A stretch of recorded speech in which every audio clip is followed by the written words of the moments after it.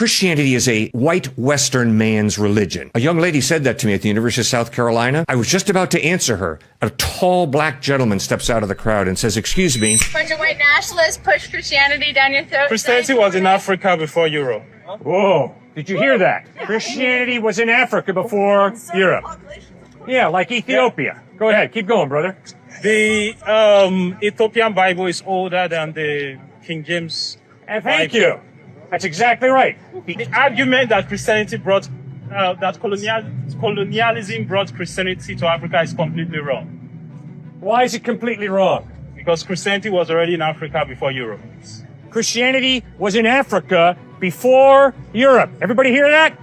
And one thing you need to know is that Christianity is not a European religion. Whoa, whoa, whoa. One more time. Real loud. Christianity is not a European religion. Man, you're awesome. Christianity is not a white European faith religion. Keep going, brother. I like So you. Jesus wasn't white. like Jesus you. was not white. Keep going.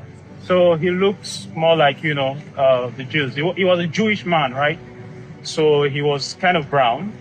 And even though, the Europeans brought European culture to Africa, for example, I'm from Nigeria, right? So the missionaries came to Nigeria and they set up schools and all that. So one thing you need to ask yourself is, why did the people there choose to accept this religion? And one of the reasons why they chose to accept this religion was that some of the values being propagated by this religion already aligned with their values. So for example, the Igbo people we call,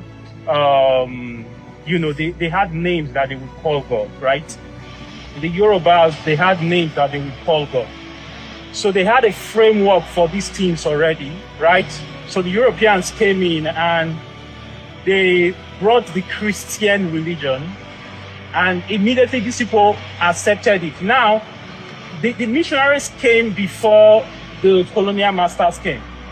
So it was after the missionaries came in and they set up schools and missions and all those things that, British started the colonial endeavor in Africa. So Christianity already had a strong foundation in Africa, even before the British came in with colonialism, the French came in with assimilation, and the British came in with form of association. So these people already had a foundation for the idea that there is God. And some we call God Olorun, some, like where I'm from, they call God Ogene, right? So these people, the missionaries came in and they said, okay, this is Jesus that you are talking about. So I can stay, I have class in a few minutes, I can stay and give you like historical facts about, how these people already had an idea of who Jesus is.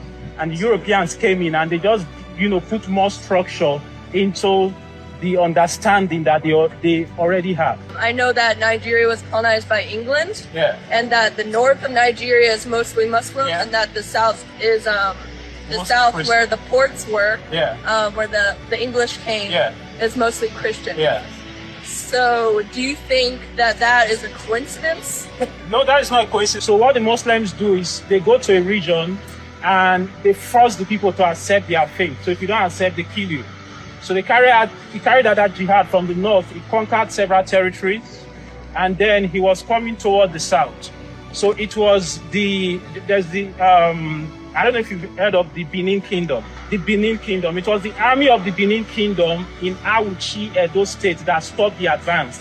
So that is why some parts of Auchi in Edo State, Nigeria, they are Muslims, because that was where the jihad stopped. So the reason most of those places are Muslim places today is because there was a Muslim army that carried out a jihad. And it's, even some of the Muslim regions today in Europe, it was basically the same reason. They carry out what they call holy war, and they take it to different territories. If you don't accept the faith, you are slaughtered. So that is how they set up those Muslim empires in different parts of Nigeria. Do you know how far back Christianity or Islam or anything dates in Africa, or was it there prehistorically, or did it come mostly from the Middle East? If you look at places like Ethiopia and Egypt, Christianity was already there early, pretty early. right? So, like I said, it was there even before Europe. But if you look at it, Ethiopia had this kind of relationship with Israel. So there were also Jews in Ethiopia. So they already had a foundation for the Christian faith, right? So looking at Islam, I may not be completely right about this, but most of the spread of Islam in Africa, even in Egypt, was due to jihad. But I know about Nigeria, the spread of Islam in Nigeria is due to jihad.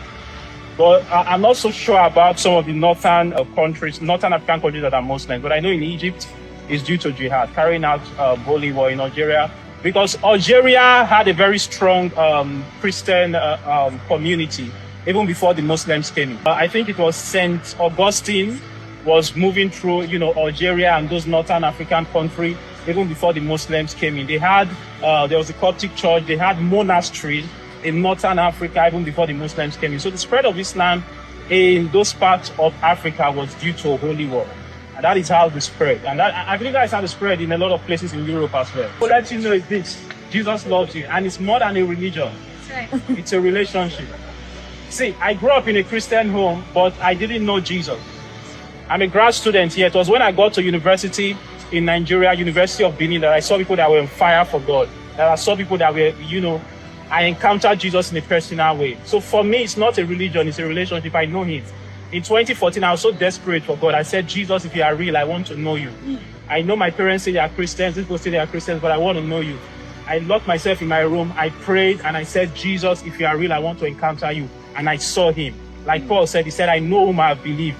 He said, I have seen Jesus. I saw him. And when I speak about him, it's not because someone told me about him or I read him somewhere. I encountered him in a personal way. He's more real than the church, than this church that you are putting on. He's alive and he's speaking to your hearts today. So don't hold back. It's not because I'm scared that one day, I don't want to go to hell. I know what he has done for me. John said because he first loved us. So when you know the worth of his love, that God became man, he died for you on the cross, then you can freely now return that love back to him. You cannot know that love unless you first embrace the love that he has loved you with. And Jesus loved you so much. He loves you so much. Don't let the things that is being, there's a lot of things being said in this generation, trying to program the minds of people to rebel against the things of God. And we think we are white. But Jesus loves us so much. And he's calling each and every one of us for a personal relationship with him, to know his voice, to have fellowship with him. And he says, draw near to me and I will draw near to you. So the more you draw to him, the more he'll be drawing to you. And as long as you do that, very soon you'll be swallowed up in life. And like C.T. Studd once said, he said, one life to live, it will soon be past. And only that which is done for Christ will last. So at the end, each and every one of us will stand before this Jesus and will give account to him for the way we lived our life on this earth. Your breath is not yours, he gave it to you, he breathed that life into you. And one day you give account to him for the way you spent the breath that he gave to you to walk on this earth.